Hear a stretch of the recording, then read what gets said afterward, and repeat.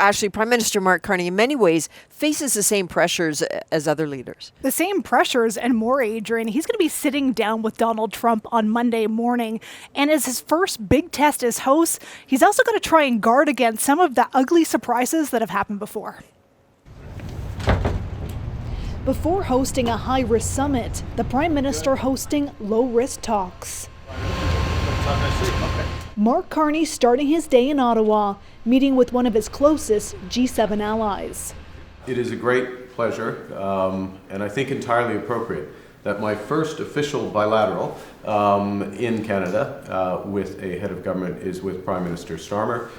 The UK and Canada agreeing to strengthen ties ahead of critical G7 talks. The conflict with Israel and Iran is centerpiece, and this provides the opportunity to talk to our co-leaders about the fast-moving situation and to make our strong case together that there must be de-escalation of this conflict.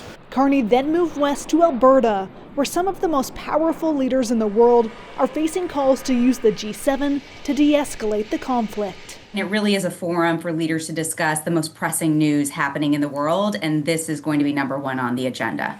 Leaders arriving in Kananaskis also have their own agenda. For the first time, they're trying to address a threat from within. Countries, including Canada, all trying to broker deals with Donald Trump to get his tariffs lifted. Carney is meeting Trump Monday morning, hoping to advance those talks, but with Trump, nothing's certain.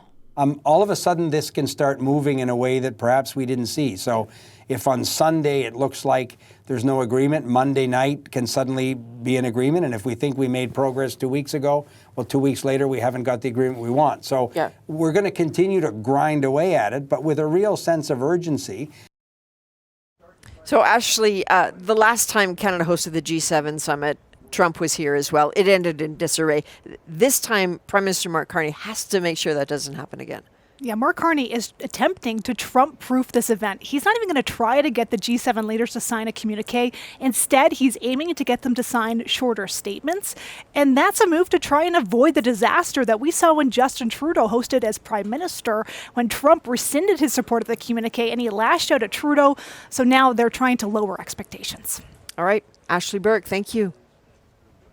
So we're going to Canada. Last night was a tremendous success with a fantastic audience. It was supposed to rain. They gave it a 100. As Donald Trump was about to take off for Alberta, he was asked about making trade deals here at the G7, but he preferred to talk about the festivities surrounding his military parade on Saturday. Remember, even though Trump is the one who has stirred the pot and set the agenda for so many others, the U.S. president has political needs of his own.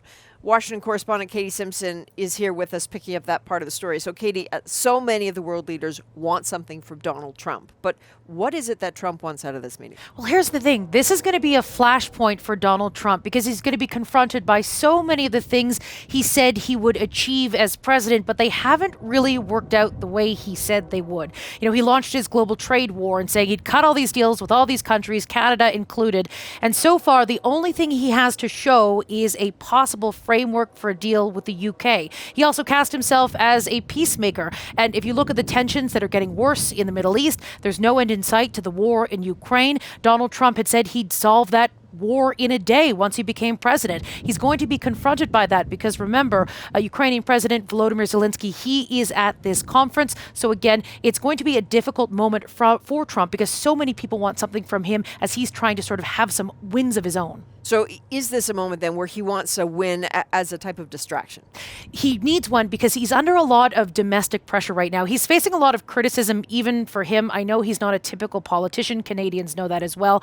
But after what happened in Los Angeles, his decision to call in the National Guard, to mobilize the Marines, it has motivated critics in ways that Americans haven't necessarily seen become this intense in recent months. And it created a sore sort of point of contrast for Trump. You know, you saw protests in every single state and thousands of people in the streets of major cities. And then you saw the less than expected, the lower than expected turnout for his military parade and birthday celebration. You saw thousands of people protesting against him. His supporters, people there for the military parade, it wasn't as big. So Trump right now is facing a lot of criticism, and something that he could point to and say, hey, look what I achieved would help him in this moment.